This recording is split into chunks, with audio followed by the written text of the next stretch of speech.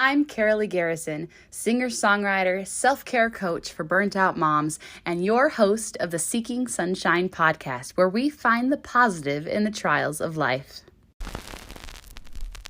There are times when life just brings you down, down, down, down to the ground, and it's hard when you can't see the light, 'cause things don't look so bright. So now it's time to reframe and retrain your brain. It's time to look for the good. You know that you should. Why don't you join me? 'Cause I'm seeking sunshine. I'm seeking sunshine. I'm seeking sunshine. Oh, oh, oh. I'm seeking sunshine. I'm seeking sunshine. I'm seeking sunshine. I'm seeking sunshine. I'm so excited to share this new version of my single Seeking Sunshine with you in my upcoming album. I don't have a release date yet, but stay tuned, it's coming up. Do you have a story to share? I would love to interview you for my podcast. I want to hear all about you and what you've been through and how you've been able to seek sunshine in your journey. Please reach out to me. You can send me a message in DMs on social media, or you can even send me an email at karaleigh@gmail.com. I would love to talk to you. Are you looking for ways to support my podcast? If so, then please like it, subscribe it, and leave it a review. Did you know that if you leave a review, it helps my podcast get shown to more people? I would so appreciate it if you could leave some words in the review box and let people know. Share this with your friends and family and just tell them about the episodes that you really like and some of the takeaways that you've personally received and that have helped you out. Hey guys, welcome back to the Seeking Sunshine podcast. Thank you for joining me again today. It really means so much to me when you come and listen to my podcast. Let's see, this week I have a really amazing announcement. I am hosting a self-care workshop for anyone who is struggling with self-care, but especially for burnt out moms. I am a self-care coach and I've been studying this for the last year, and I have so much absolutely incredible, life-changing information to share with you, and I'm absolutely just thrilled that I get to do this. So it's a free 5-day workshop. It is February 6th through the 10th at 10 to 11 o'clock Mountain Standard Time. I will post all the details in the notes for the show, so you can find it there. Today, our episode, I got to introduce Sarah because she is absolutely incredible, and you are going to be blown away by her story. Sarah Ibrahim, she calls herself the inspiration queen, and I totally stand by that. She inspires other women to truly live their best life. This begins with reconnecting women with who they really are, not who they appear to be, identifying their soul purpose, and then going on to create and manifest a life they love. In May 2021, she came clean about her own 20-year cocaine addiction, and she began to shine a light in the world of addiction using her own lived experience to help others. Sarah is truly an incredible light in this world. You have to hear her story. She is doing so much good from taking the pain that she felt for so long and her own personal struggle and using it just for so much good in the world.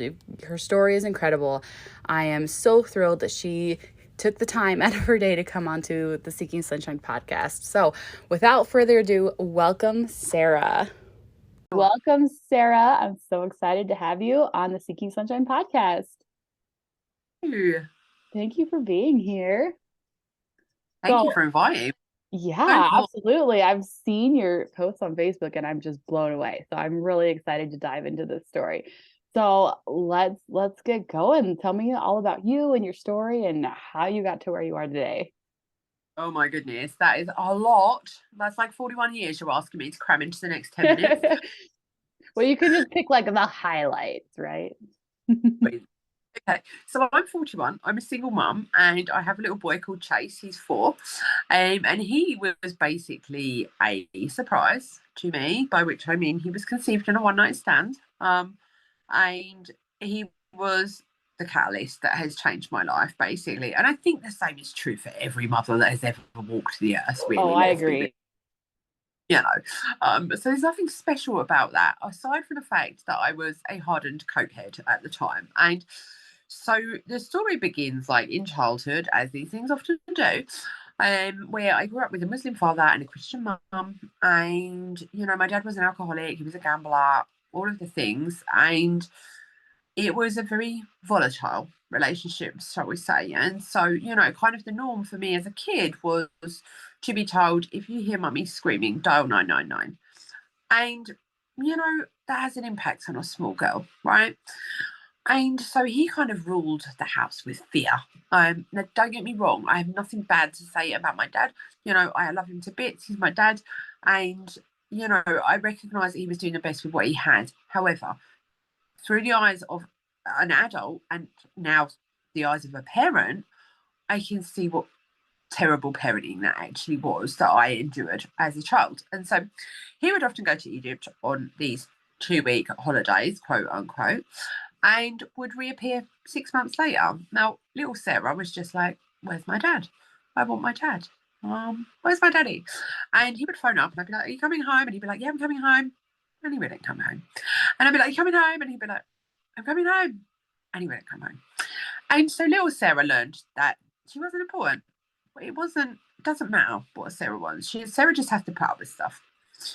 And the same was true from, when he actually was here. He was a chef. And so he would get up and leave the house at like 4 a.m. He would finish work at 2 p.m. and then he would go straight to the pub. And we wouldn't see him, like us kids, really, in the main. The times that we would see him, he was tired, he was hungover, and he was very aggressive. And so, it was a real tough one growing up. Kind of a Okay. mess. No, it's not to Yeah. say, yeah, there weren't good times. There absolutely were. And the male role model in my life really was my granddad. So this was my mum's dad, and we used to love going to his house. And having grandparents is special, I think. And unfortunately, he died when I was 9, and I remember I was devastated. And so, again, it was this male figure that was important to me that left me. And so my dad would come and go and come and go and come and go. And to eventually, when I was about 15, my mum found out that actually on one of these trips back home, he had married someone else. So under Islamic law, they're allowed 4 wives. But under, the law of the land of this country, you absolutely are not. And so this was bigamy. And there was 4 of us back here. My youngest sister was about 5 at the time. And my mum was devastated, and she never really got over it. She chucked him out, but she loved him and she always loved him. But such was the way that he was that you couldn't talk to him about this. Now, he was my dad. I was the oldest of 4. He would take me to the pub with him. He would get me steaming drunk at 13 years old in my school uniform. I would smoke with him, all of the things that I thought were really cool because I was 13, and he would But you give me wanted to money. be just like your dad. Yeah, but also, amongst my peers at school, I was like, yeah, my dad lets me smoke, my dad lets me drink, and all of this, thinking it was cool. Like, what is actually cool about that as a parent? Like, no. So he, yeah, got turfed out when I was about 15, and my sister didn't speak to him for a whole year. So she's just a couple of years younger than me, and she just couldn't cope. Where me, I was like, this is my dad. It's not in my nature to hold a grudge, and I just can't hate. I just not in me. And so I was inquisitive and I wanted to know, but I was too scared to ask because you don't ask questions about things that had nothing to do with you to my dad, right? And so he would continue to kind of bribe me and buy my love with booze and alcohol, well, booze and cigarettes and money, right? And then he died when I was 17. And so it was just like this whole story of abandonment for my entire life. When I was a kid, he would go away and he wouldn't come back. Then he went and married someone else. We weren't enough. We weren't good enough. My granddad died. He left us. He couldn't bother to stick around. And then my dad died and just abandoned us forever. And it was just like, okay, see you later then. And I was devastated. And to this day, I don't remember a single day of how I coped for over a year afterwards. I turned 18 in that time and I just do not remember. And neither do I want to. Like, I think if my memory allows it to come back, it's because my body's able to cope with it. But otherwise, I'm not going to seek to find out and fill in the gaps. So this is kind of where the story really begins, right? So by that point, I'd already tried drugs. I'd already, clearly been boozing. I had done the promiscuous bit, just really seeking validation from external sources. So now I'm 19 and I meet a guy who's 30 and he is a cokehead. Now, I've never had anything to do with this drug before. And he tells me that he was a cokehead and that he's now over it. And I believe him. And I spent a year with him. And during that year, he beat me black and blue. He locked me in his house, kept me prisoner, forced me to do things that I didn't really. Well, actually, that's a lie. He didn't force me. I just didn't say no because I didn't want to get beaten. And, It was you know, coercion. It's still like abuse because it's coercion and fear tactics.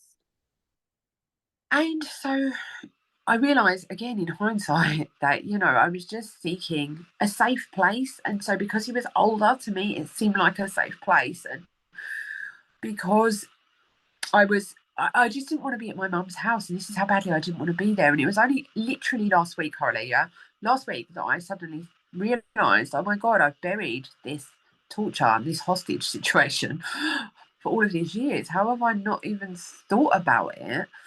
And it was horrific. I was horrified. I was just like, why didn't I leave? And I was so horrible to myself last week, just literally 1 week ago. I was like, why didn't I leave? What was I thinking? I obviously wasn't thinking there's something wrong with me. I know what I would say to somebody else.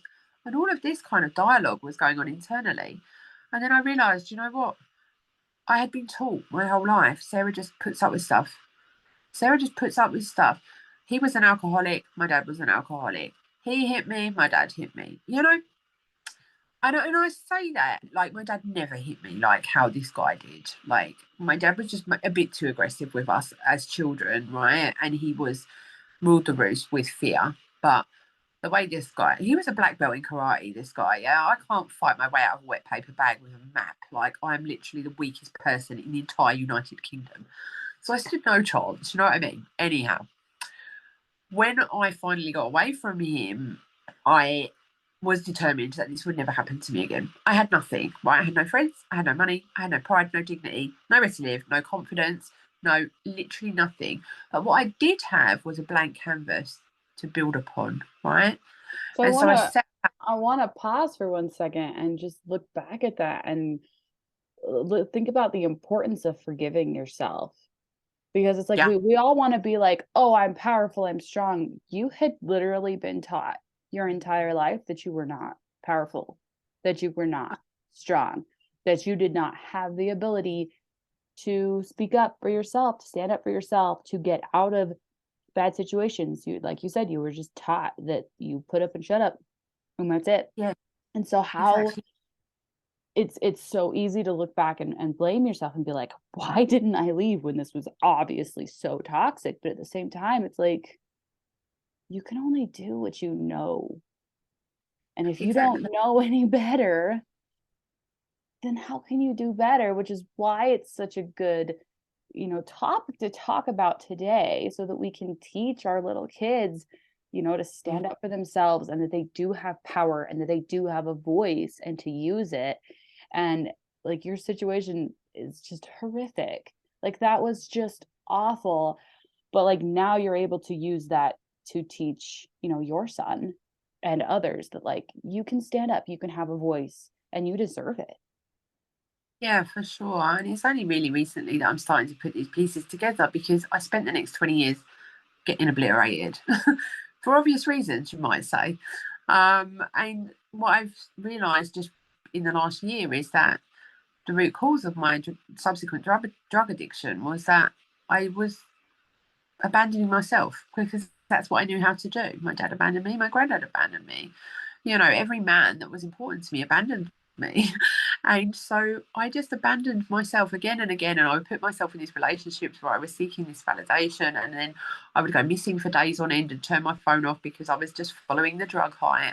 And really what I was doing was seeing how much did they love me? Were they going to be worried about me? Were they going to care? Were they going to allow me to come back? And all of that. And it was all part of the cycle. Like, and I had no idea that that was part of what kept me trapped. But it's so interesting when you look back. But anyways, after I No, left that's this and guy, that's a super great point. That's part of what kept you trapped, the isolation. yeah, Isolation. We need connection. And that's again, that's part of what all this is about is connecting to people and getting our stories out there so that we can relate to one another. Like yeah, connection is so essential and it's that isolation that leads down to bad roads. It's like I actually heard recently that that community, not having community, like being isolated is worse for your health than never exercising and then eating like crap all the time. Like it's the worst thing for your health to be isolated. Yeah, absolutely. And like addiction thrives in isolation. And I know certainly towards the end of my, drug career that I was isolated. I mean, it was COVID, to be fair, so everyone was isolated, but it just made it that much easier. It was like COVID was a huge enabler for my drug addiction. And I deliberately didn't tell people, like, obviously, all of my friends knew that I was a raving party girl because I used to party with them. But when it came in COVID and I was here doing it on my own and being up all night and, having a 2-year-old sleeping in the next room, I didn't tell anybody because I was actually, well, aside from being ashamed, I didn't want to own up to it because I didn't want people to think that I wanted help. Right? I didn't want them to think that I wanted to stop because I didn't want to stop. Are you crazy? I didn't want to be hungover. I didn't want to come downs and I didn't want to be skinned and I definitely didn't want to hate myself anymore. But I did not want to stop doing drugs. No freaking way, Jose. Like that was just not on the cards for me. And so, I spent 20 years just hating on myself and stuck in this cycle of want, need, crave and letting people down and lying and cheating and, just not being the kind of human that I could look in the eye at the end of the day and go, hey, girl, I'm freaking proud of you. You're awesome. Like, but I got away with it. I got away with all of it because I'm still alive. And that is a small miracle in itself, let me tell you. That's a And so huge miracle. That's a gigantic, mind-blowing miracle. situations that I've put myself in the name of getting high is just like ridiculous, absolutely ridiculous. I don't, some of the things that I've done, I've really had to do a lot of work around self forgiveness, right? To reconcile the person that I have been. It's been very painful looking through fresh eyes at this girl who was just so lost and so delusional, and she just didn't have a clue. Like, I really believed that I was enjoying myself. I really believed that I was choosing that life. I really believed that that's who I was and what I was about, because that was the identity that I constructed for myself. So when I left this guy, the one that I was talking about when I was like 19, 20, I decided no one was ever going to touch me like that again. No one was ever going to get to me like that again. And I created this persona where I was very loud, I was very gobby, I was the life and centre of everything. I was the life and soul of the party, and I was really generous, and people just really wanted me around, and I was so entertaining, and and I was really rude, but in a way that really amused me, right? And sometimes people would say to me, that's a front, don't you? And I'd be like, oh, please, jog on. I know me better than you know me. You ain't going to tell me nothing about me. You can imagine, right? And It I was for was really, really safety. It was for safety. It was a protective was. mechanism.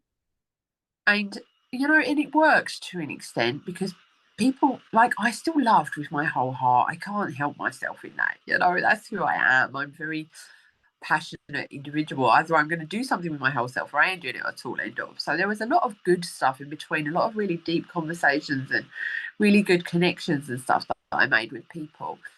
But all of it was like just had this grey haze around it because I never knew how I was going to be from one day to the next. Like, how could I know? I'd make these promises in good faith and really believe that I was going to stick to it and do this and do that. And then I'd be like, oh, sun's shining, let's go get on it. Oh, no, it's raining, let's get on it. Oh, no, let's celebrate, get on it. Oh, no, I feel really grumpy today, let's get on it. Like all roads led to cocaine. Every single road, didn't matter what the occasion, like everything was a trigger. When I first went into recovery, I was like, okay, what were my triggers? Oh, yeah, everything. And so it was just like, where do I start with this? So, anyways, one day I decided that was it. Enough was enough. And there's more to that story. But hey, we've only got limited time here. But I Yeah, eventually.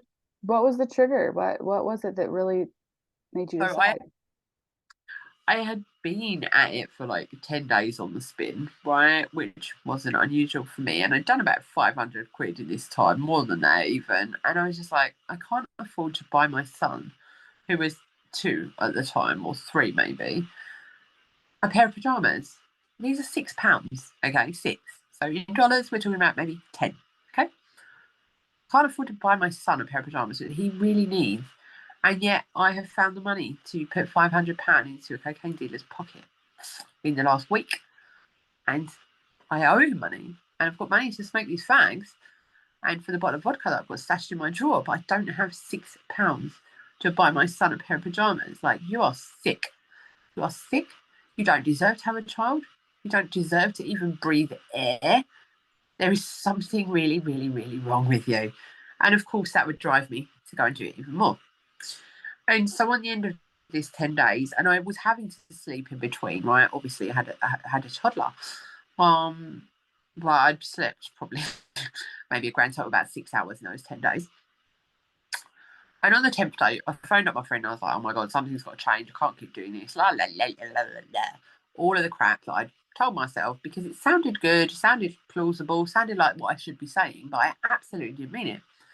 With which I went to his house and he said, oh, should we call someone? And I was like, yeah, of course. Having just said I'm never doing it ever again. And it gets there and I'm looking at this gear and I'm like, do you know what? I don't even want it. Like at this point, my nose can be seen probably from outer space, right? I can't breathe. I haven't slept. I haven't eaten. My eyeballs are hanging off my face. Like I just look like a hot mess, right? I look like I've been dead about 3 years probably, which was, always a good look. And so we called this guy, came, and I was just like, I don't even want to do this. And I couldn't breathe. So I then found myself standing over the kettle, steaming my nose with the sole intention of getting this line up there that I didn't even want. Right. But of course I was going to do it because I was a raving cokehead. Like, ain't no coke getting away from me without being sniffed. And I did this line and I was just like, what have you done? Like, why? And I was so disgusted in that one moment that I said, right, I ain't doing this no more. And I didn't. And I was just like, I can't believe that it has packed me up. Like, this is completely unprecedented and I can't believe it. Nobody's more surprised than me. But I was like, I just can't do it anymore. And a couple of days later, I met a coach, a guy called Dante Killian, and him and his wife, Vicky, they are like a power couple and they're awesome coaches. Anyway, he pitched me for his program and he was like, it's £2,000. And I was like, I know you're crazy now. Like, as if I've got £2,000. And I was like, do you know what? I'm going to do it. I'm going to do it.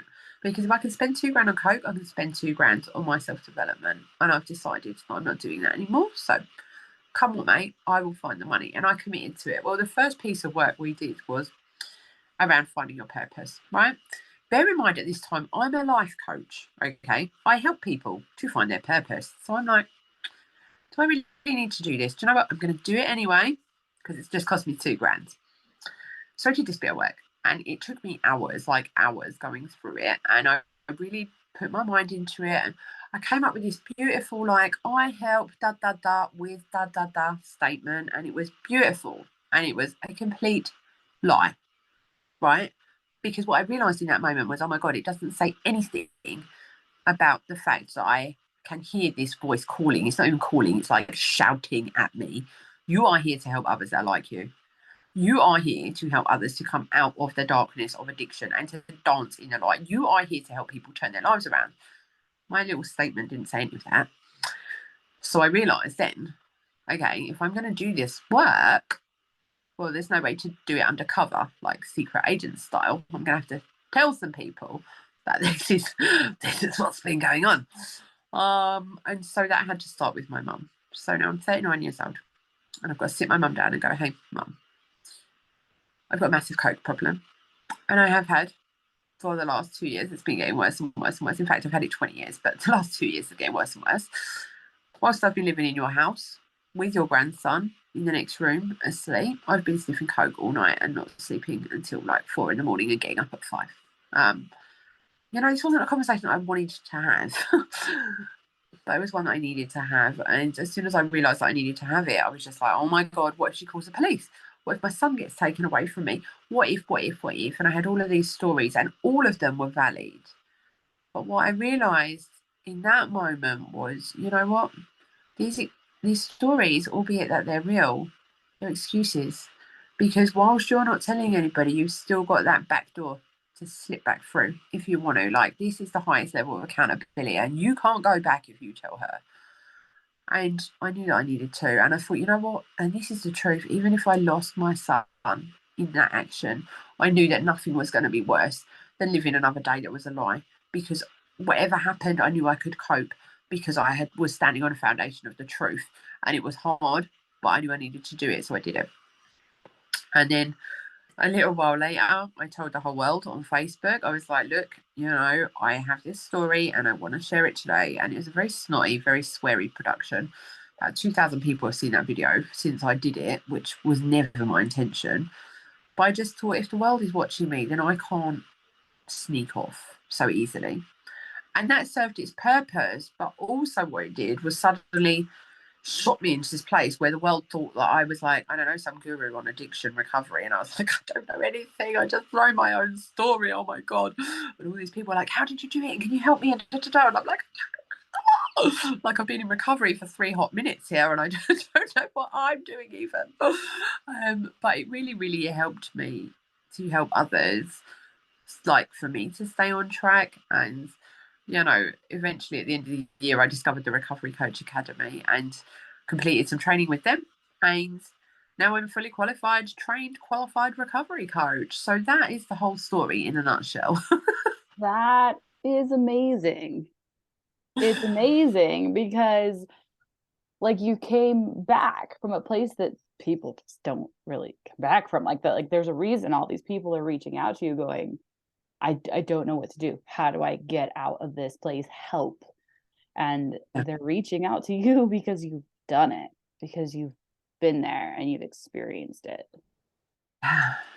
It's a lot, like sometimes people ask me questions and I'm like, I don't know, like I just decided. And how did you do it? That's the most common question that I get. How did you do it? Like, I can't do it. And I'm like, you can, but you have to decide. Like, I decided 100 times, but I never really decided. What I decided was, as I said before, I don't want the come down. I don't want to be broke. I did not decide I don't want to, and I will never do drugs again. Until I really made that decision, I was always going to go back. And, I've also realised that actually the drugs weren't the problem. The drugs are a symptom of the problem. And this is where I think, by and large, we go wrong by treating it like as if it's the problem. And it's You just not. are absolutely right. People who are in pain are looking for a way out of the pain. And it's not Yeah, that way out of the pain that is the big problem. It's the pain. And if you take the way out of the pain away, what are you left with? You're left with pain. exactly. You So, have to, people do not turn to drugs and become addicted for no reason. Like, it's not no, just like, oh, this sounds like fun today, I'm just going to go try that. No, it's because there is a problem that they are so desperate to solve that they will exactly. turn to directions that are, not healthy, you know? Yeah. I just would do anything to avoid being with me. Like, I didn't want to be on my own. I didn't want time to think. I didn't want, any kind of recriminations that I felt I would run from, any feelings that I would run from, be them good, be them bad, anything in between, I would run from. I just didn't know how to cope. I didn't know how to regulate myself. I didn't know how to soothe myself. I didn't know how to just be quote unquote normal. Like, I would honestly think to myself, like, well, what do people actually do at the weekend if they don't go and get smashed?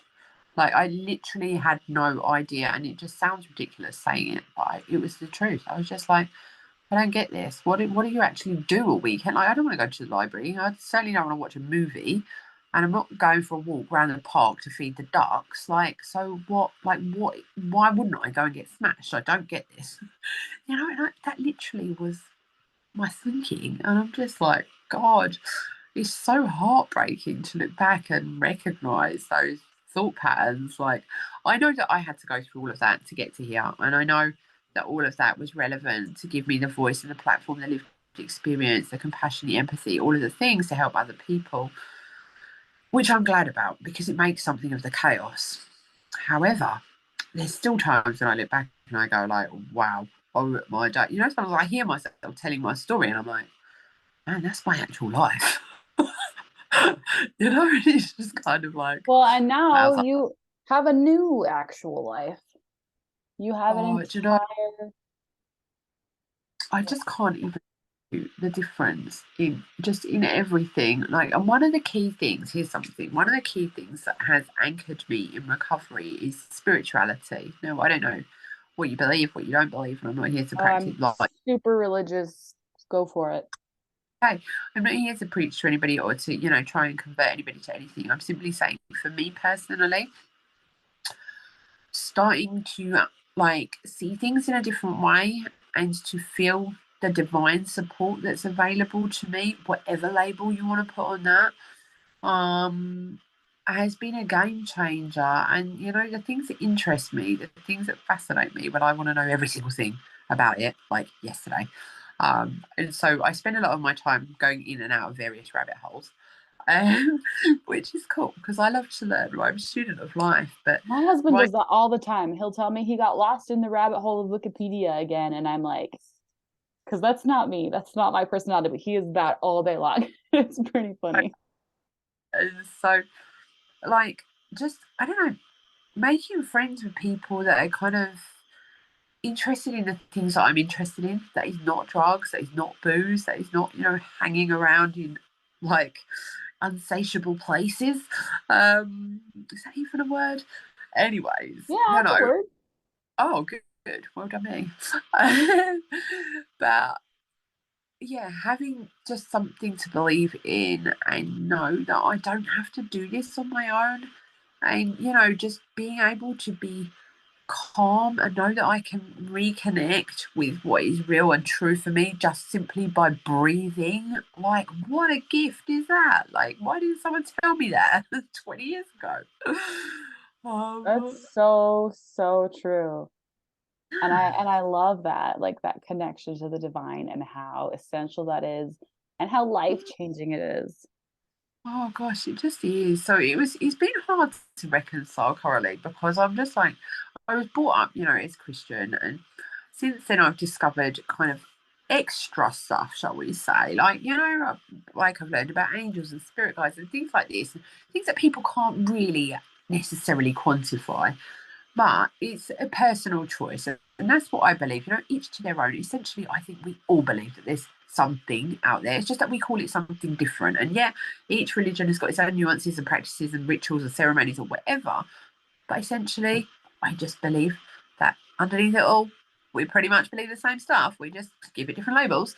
Oh, And I totally agree. people just get so hung up on it and they fight about it. And I'm like, why do you care what they believe? Like, let them just crack on with it. It's their freaking life. But what's happened here in this environment for me is that, my mum is very Christian. And so for me to have any kind of differing belief, even if it's foundationally the same, is highly offensive to her. And so, I've come out of this drug addiction and being the black sheep of that into moving into this. And she's like, there's just always something with you, Sarah. And I'm like, it's just not. Like, I'm just being me. I'm just doing me. And I didn't get clean to be told what I can and can't think. Yeah, hear that? I didn't get clean to be put in a box and fit into what people think that I should be. I'm done with that. Like the people pleasing and trying to be this thing that is untouchable and try and be likable and try and be funny and like now I'm just showing up for me as me and that's it. And I'm cool with that. And That's it's not amazing. It's religion. amazing. Not up for negotiation. That's awesome.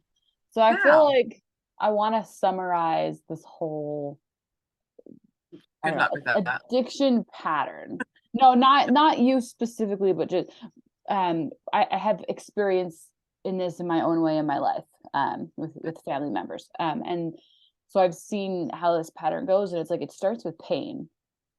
It starts with pain that, you can try a wide variety of sources to fix that pain, but when none of it works, addiction is often where the person lands. And then Yeah. with addiction comes shame and guilt and extra pain, because usually these addictions, I mean, they're not healthy. They're not helping you physically to be in a better place. They're causing extra problems, whatever it is. I mean, you could, not that you can compare like a coke addiction to, like, a food addiction or a shopping addiction or a gambling addiction, but like they all cause major problems in your life in addition to the pain that's already there. And so then you have the pain, then you have the more pain that's caused from trying to solve the pain, and then you need more to try to solve the pain that was added on for the original pain. Yeah. And so then I feel like we all focus on these addictions, and it's like that's the problem, and that's the problem, and that's never the problem, because the actual problem is not believing in yourself. The actual problem is not being a whole person to begin with. It's having those missing pieces of connection and love from your childhood. It's having that trauma. It's that pain that's not going away. And so instead of treating everybody like from this, you know, holier than thou standpoint of like whatever the specific thing is that they are using to try to solve that pain, like if we could just look at people as people, if we could just look at each other as like real humans who are in pain, who are just Mhm. trying to get out of pain. That's it. That's exactly it. And I think, especially with something like drug taking, it's like, well, that was your choice. Maybe forced you. Well, no, they didn't force me. But if that was my choice and that was the best choice I could make, doesn't that tell you that there's a level of pain that seemed like a good idea to me? Is that not indicative of pain rather than of bad decision making? Like, come on. Okay. Well, and And then on so, top of it, like it changes your brain chemistry so that when you go make a future decision, your brain's not. It's not like you're starting from this whole complete perfect place of like, okay, now that everything's perfect, I'm going to choose this bad decision. No, you're coming from a unstable place that's, of course you're not going to make a good decision. You're in pain. and I think as well, there's like learned helplessness is a concept that I've heard about quite a lot lately. And I think there was quite a lot of that in there as well. So not only is the physical, chemical addiction, but also the learned behaviors of like, oh, I can't be bothered to think. I can't be bothered to help myself. I know that this is going to end up in disaster because it does every single freaking time. I just can't bother to help myself. Like I'd rather this instant gratification is more important to me than the long term picture. And it always was, and it always was. And so now there are times when I do think to myself, like I'm 18 months clean now, that default thinking right away is make a call. Like I see it, I notice it, I observe it, I witness it. Sometimes it really, really like just drowns me out. Um, because it's just so ingrained in me. Like it takes me by surprise now. I'm like, what are you on about? Like as if you're gonna make a call. But it's just so instant because that's how I've trained my brain. Okay, we don't like how we feel, get on it. Simple. That's the answer to literally everything. Every problem in the world can be solved by me making a call. Well, that worked. Yep. Yeah, and when you've got, decades and decades of Oh, training your brain for that, like he's which is unlearned. what makes your story so amazing and so like inspiring, is that you were able to go from that mindset, and not that you can change those patterns overnight, because as you're saying, they're not completely changed yet, they're still ingrained, but to decide to change the behavior before the mind has fully changed is like it's exactly I what everyone needs. what I realise is it doesn't have to go completely tits up before you save yourself. Right. And that's often what I say to these people that reach out to me, like, how did you do it? And I'm like, listen, nobody said you've got to wait until it all goes completely and totally irrevocably wrong before you start to save yourself. Yeah, you can intervene right now and make a decision, and you just got to keep believing it is the thing. Like it's constant recommitment, it's constant, like it's constant work. It's not a walk in the park, but my god, it's the best walk in the park.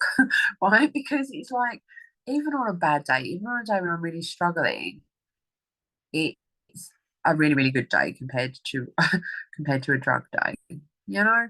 And it doesn't cost me money, and it doesn't cost me my health, and it doesn't cost me my mood, and it doesn't cost me time, and it doesn't, you know, like there's just nothing that I can't handle now because I've learned that actually feelings are a really helpful navigation tool in my life. They show me what I do like and what I don't like. And they allow me to, experience that contrast, because how would I know what good is if I never felt bad? And so on. And being able to identify my feelings and then be okay with them and learn how to process them, well, that's been quite a journey. And it's a work in progress, let me tell you.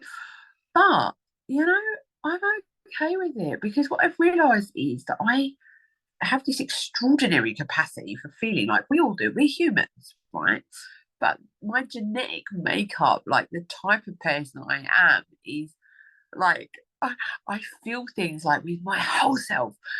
That energy just is infectious, and it changes things for people. Like when I speak on a live and I'm in that energy, like people are just magnetized towards me, and so I can use this for good, or I can use it to destroy myself and poison myself and hate myself, which is what I had done for many, many years. And I look back now and I'm just like, God, you really, really hated yourself. Like you poisoned yourself. You tortured yourself. You pushed yourself to the furthest limits.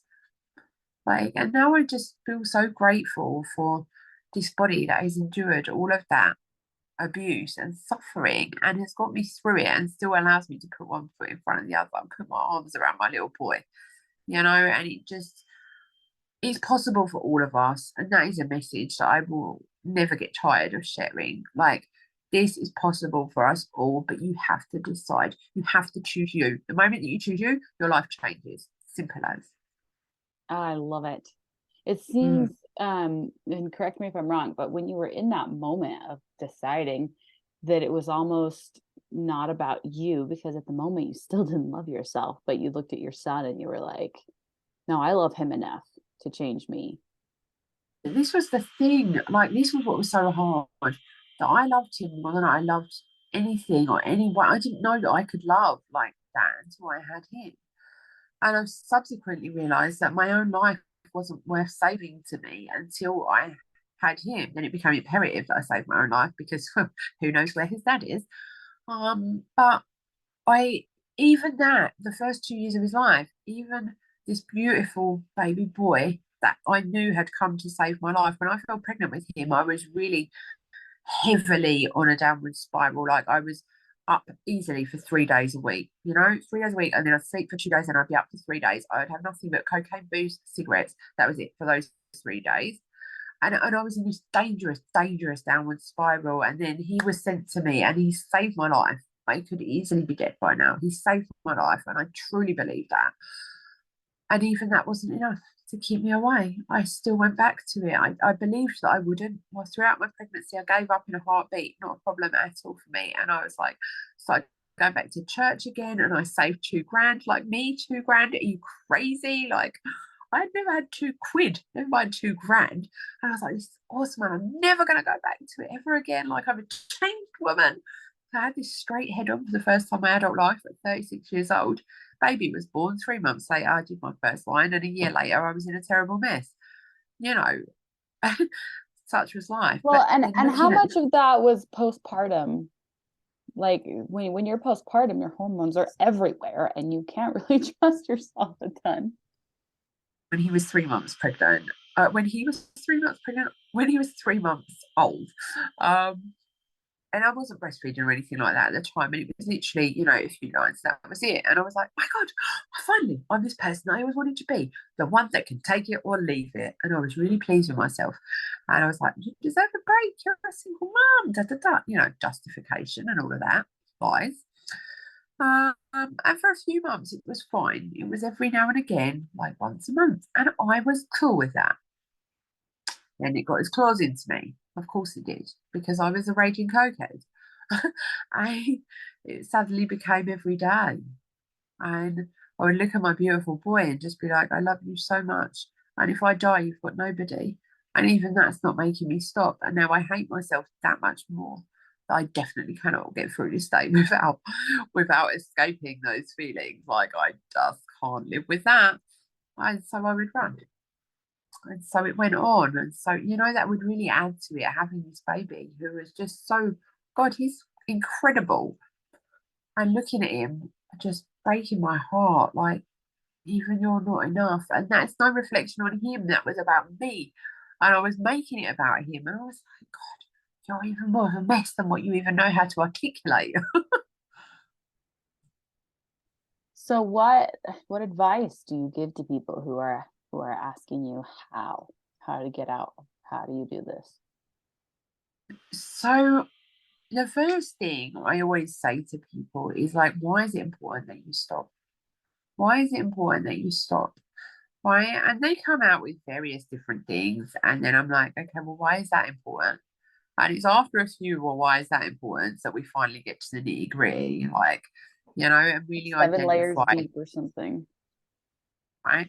Start to identify, okay, what is the real, once you start going deeper, deeper, deeper, you start to really uncover the gold, which are the things that are going to help them to keep straight, like by reminding themselves of them. I say to them, make a list. Make a list of all of the pain that your addiction has ever caused you. So for me, it was like I missed my mum's 60th birthday. The whole family was here. Missed it. I was out my nut. I have lied. I've not turned up for work, etc., etc. Make a list of all of the things, and this is a very painful list because you generally don't want to revisit some of the things that you've done because they just make you cringe. Make a list of all the pain. This is the reality of your drug taking. Okay. Make a list of all of the reasons why it's important that you stop. Okay. And then when you feel the urge, you go to your list of pain and go, okay, you know what? I want to make this call right now because I feel uncomfortable or so and so has peed me off or whatever.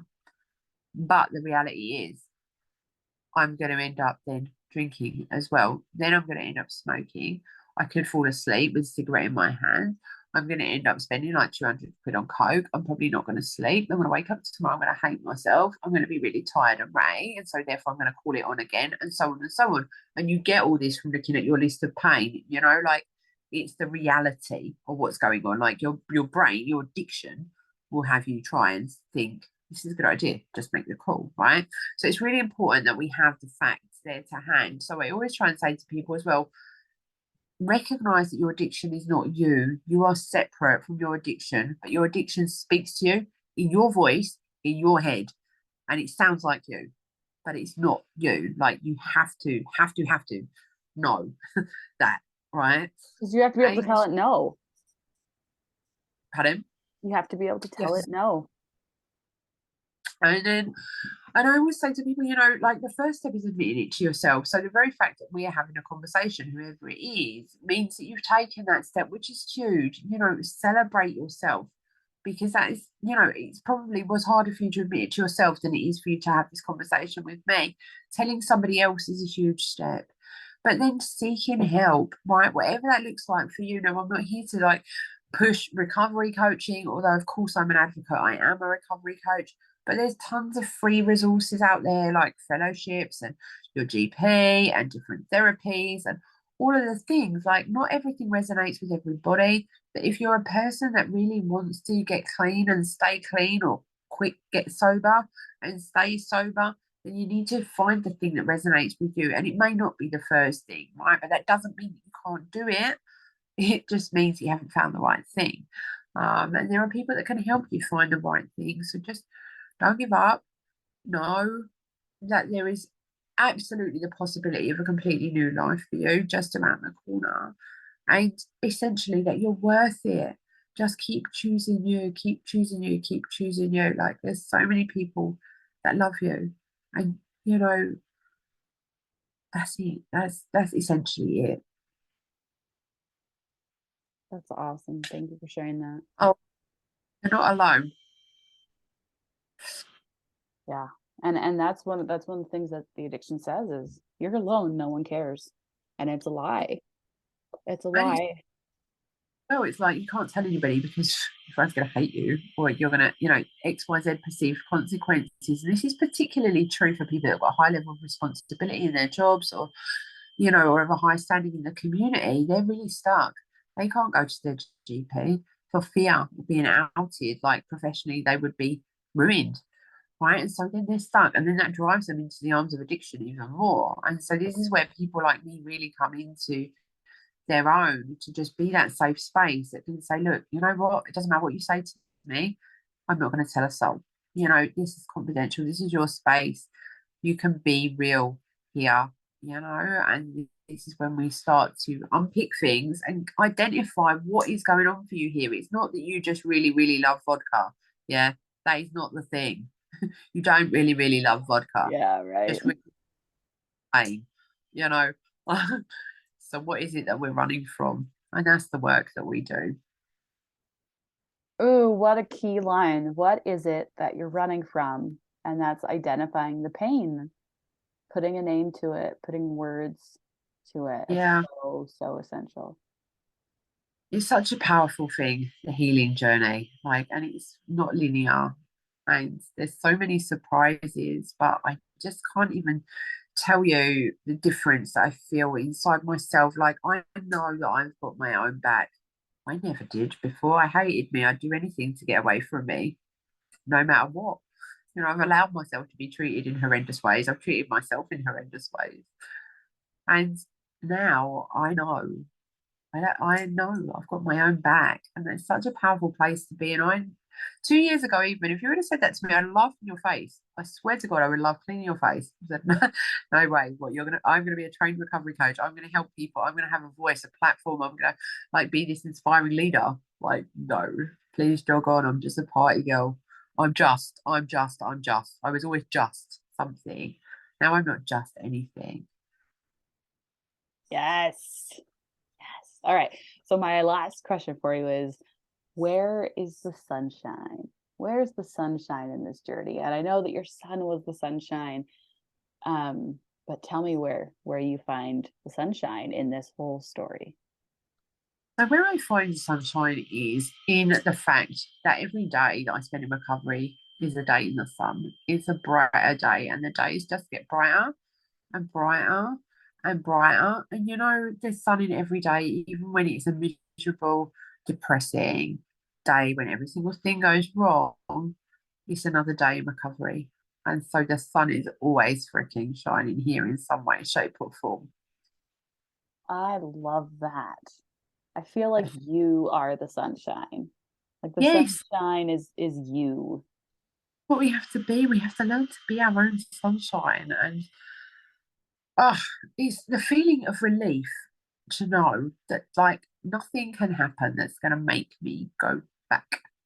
Like, I don't need to worry about the next person that dies, or the next party that I go to, or the next person that pisses me off. I don't need to worry about any of that because I've got sunshine in my soul. That's it. Yay. That I was good, love wasn't it? it. That's yes. I love that. That's just spot on. For you to know that you are enough and that you have the power to be in charge of your own life. That's everything. And that's Mic what drop. yes, and that's what you're teaching so many Yeah, people.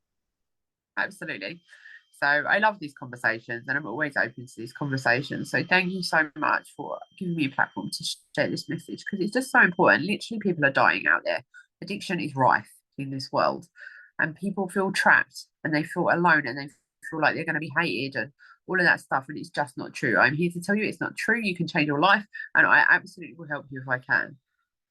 Oh, it's so amazing. Thank you so much for coming on. I have just loved this conversation. And thank you for being so open and raw and sharing these tough, tough moments. Of course. I'm gonna let you go because I know you've got your amazing little boy to get to, but I hope you have just an incredible day. And I guess it's evening right there. It's now 9:20, no, 8:27 p.m. Oh, it's late. I'm off to bed. Well, have a good night then. It's 1:27 in the afternoon here. So Way behind. yep. Yep. That's the difference between the US and the UK. What, we're 6 hours apart, 7 hours, something like that. Anyways, thank you again. Have an amazing rest of your day and evening. Bye. Oh my goodness, Sarah is absolutely incredible. I'm so thrilled that she came on. Her words of wisdom just they melt my heart. She really has just so much to offer, and you can use her as an inspiration for like every part of your life. She's just overcome so much. All right, so here are my very favorite takeaways. Number 1, you can only do what you know. Don't blame yourself for your actions in a time when you didn't know better. Number 2, you are here to help others that are like you. You are here to help others come out of the darkness of addiction and dance in the light. You are here to help other people turn their lives around. Number 3, one of the keys that has anchored me in recovery is spirituality. To feel the divine support available to me has been a game changer. Number 4, you can change your behavior before you fix your mind. Number 5, this is possible for us all, but you have to decide. You have to choose you. The moment you choose you, your life changes. It's as simple as that. Number 6, go deeper into your why. That's where you'll discover the gold. Number 7, you're worth it. Just keep choosing you. Keep choosing you. Keep choosing you. There's so many people that love you. You're not alone. Number 8, what is it that you're running from? Number 9, every day I spend in recovery is a day in the sun. And number 10, I've got sunshine in my soul. Oh, I love Sarah's quotes. These quotes are just incredible that she said during the show. This is such an amazing episode. I hope you will take the time to share it with somebody you love so they can be inspired too. Thank you again for coming to listen to my show, and I hope that you'll come back next week. We have so many incredible guests coming up. I hope you have an amazing day, and I will leave you with a song.